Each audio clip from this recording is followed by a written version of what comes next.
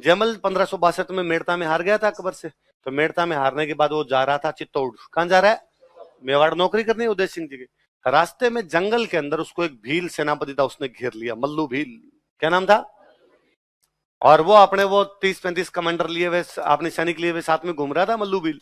और उसने ये देखा जयमल रिये को 30-50 आदमी जा रहे थे, और उसने कहा हथियार नहीं चलेगा, सबके सबको मार देंगे वरना। तो जयमल का जो सैनिक थे उन्होंने जयमल से पूछा, अठ है कि बठ है? अठ है या बठ है? यहां जंगल में मल्लू भील से लड़ना है या चित्तौड़ जाके अकबर से लड़ना है? जयमल ने कहा बठ है। और सबने हथियार रख दिए, फटाफट सबने हथियार रखे। उस मल्लू भील को कहा हथियार उठा ले, और जयमल और उसके सैनिक चल पड़े। उस मल्लू भील ने कहा रुको रुको यार, रुको एक बार रुको, तुम हथियार ले जाओ यार भले, और मैं तुम्हें कुछ ही नहीं कहूंगा। तुमने ये बात क्या की थी?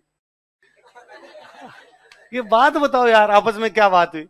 जयमल ने कहा छोड़ यार, तेरे को हथियार चाहिए, हथियार ले, रवाना हो यहां से। उसने कहा ना ना यार, मैं भाई हो यार तुम मेरे, तुम यार बात बता जाओ, हथियार ले जाओ तुम्हारे वापस। तुमने क्या कहा? इसने कुछ पूछा, तूने रिप्लाई किया, वरना यार तुम हमारे बराबर हो, अच्छे खासे हट्टे कट्टे दिखते हो, लड़ाई वाले दिखते हो। यदि तुम लड़ते तो चांस हो सकता था तुम हमें मार के हमारे हथियार और ले जाते, पर तुम नहीं लड़े और चुपचाप हथियार छोड़ दिया यार, कायरों की तरह उठ के चल पड़े।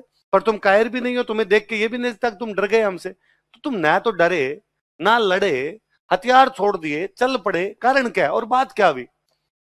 तो जयमल ने कहा इसने मेरे से पूछा गया अठ है कि बठ है, यहां लड़ना है या वहां लड़ना है? मतलब इन भीलों से यहां पे लड़ना है हथियारों को बचाने के लिए, या वहां जाके चित्तौड़ की रक्षा के लिए अकबर से लड़ना है? तो मैंने कहा वहां लड़ना है, क्योंकि हमें तुमसे लड़के एनर्जी वेस्ट नहीं करनी। यहाँ जंगल में तुमको लड़के मार भी देंगे, जंगल में मोर नाचा किसने देखा? वहां साहब लड़ेंगे ना अकबर से चित्तौड़ जाके, शताब्दियों तक याद किए जाएंगे कि चित्तौड़ की रक्षा जयमल और पत्ता ने की थी, मेरा नाम आएगा उसके अंदर। तो तुमसे नहीं लड़ना।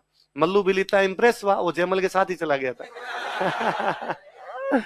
अरे भाई यार, ये जो बात बताई है ना तूने, दिल गार्डन गार्डन कर दिया है।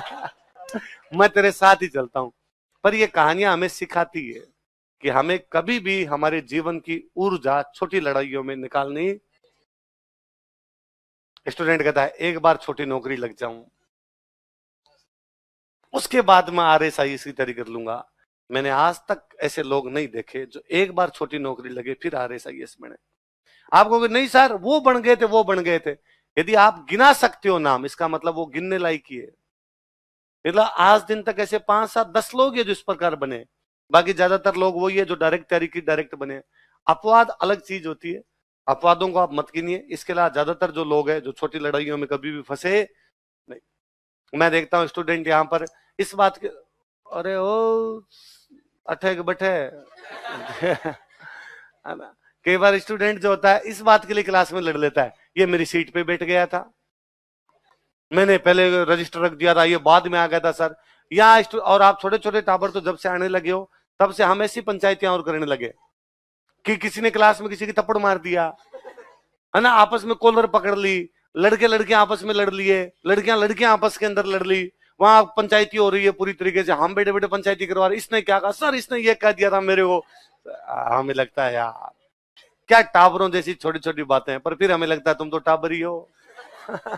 गलती यह है कि तुम्हारे घर वालों ने जल्दी भेज दिया तुम्हें इधर, पर अब भेज दिया तो कोई बात नहीं, अब अपने को ध्यान रखना है, हमें हमारी एनर्जी कभी भी छोटी लड़ाइयों में निकालनी अठ है कि हमें कहाँ लड़ाई लड़नी है, बट हमें IAS बनना है भाई साहब। छोटी छोटी लड़ाइयां लड़नी, कभी IAS बन जाओगे, और जिस दिन IAS बन जाओगे उस दिन किसी डॉक्यूमेंट पे, एक डॉक्यूमेंट पे साइन करोगे और पता नहीं कितने लोगों का भला कर दोगे। लड़ाई वो है, लड़ाई वो है कि एक कोई आप किसी गांव के अंदर गए हुए हैं, गांव में कैंप लगा हुआ है और उस कैंप में आप भी गए हुए कलेक्टर बन के, और एक बुढ़ी सी महिला आपके पास आती है और आगे कहती है कि बेटा बताइए जी मैंने आपको, या कोई दूसरा एग्जाम्पल लो आप कि एक कोई सरकार की योजना है, और सरकार की योजना है कि सब लोगों को घर मिलने चाहिए, लेकिन खूब सारे ऐसे लोग रहते हैं जिनके पास में घर नहीं है। आप यहां से आगे चलिए, इस रोड पे थोड़ा सा आगे चलिए, इधर झुग्गी झोंपड़ी है ना? कितना अजीब सा नहीं लगता कि आज भी जब लोकतंत्र के 75 साल बीत गए हैं, हमारे बीच के कुछ लोग हैं जिनके पास घर नहीं है।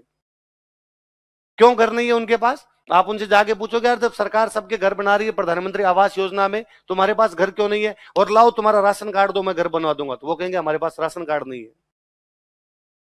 हमारे पास क्या नहीं है?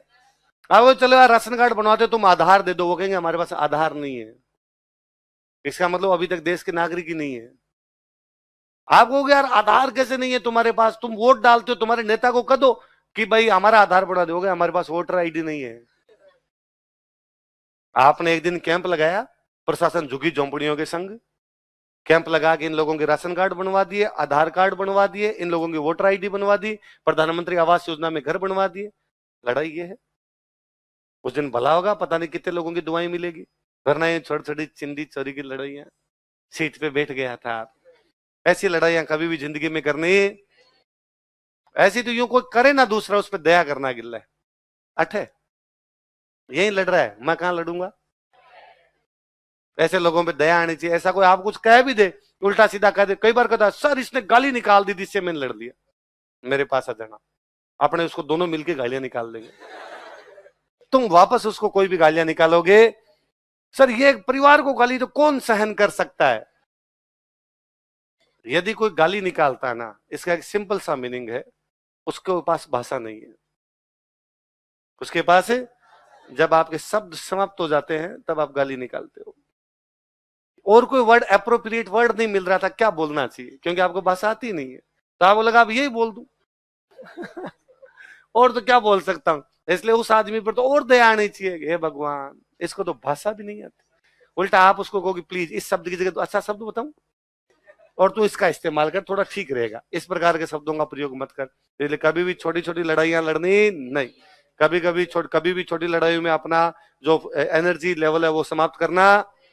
जिंदगी बड़े मौके देगी, बड़ी लड़ाइयां लड़ोगे, बड़ा नाम होगा, लोग याद करेंगे। मेरे जैसा टीचर भी कभी कहेगा अरे ये अपना स्टूडेंट है, तब अच्छा लगेगा, अच्छा नहीं लगेगा। हालांकि मुझे तुम वैसे ही अच्छे लगते हो, अब भी अच्छे लगते हो, पर तब यूं गर्व करने और प्राउड करने वाली बात होगी ना कि देखो इस स्टूडेंट ने ये काम किया। वरना भाई खूब सारे स्टूडेंट आरएस भी बनते हैं, खूब सारे स्टूडेंट आईएएस भी बनते हैं, पर तुमको ऐसा काम कर जाओ जो बाकी लोगों से अलग हो, सब लोगों की नजर के अंदर आओ। तो चंद्रसेन की कहानी, जयमल की कहानी, ये हमें संदेश देती है कि हमें अठे नहीं लड़ना है, या नहीं लड़ना है। अठे बठे समझते हो, ऐसा कोई नहीं जो अठे बठे नहीं समझे। सबके समझ में आ गया, यहाँ वहां हियर देयर, तो बोले पड़ गया सबके। चलो।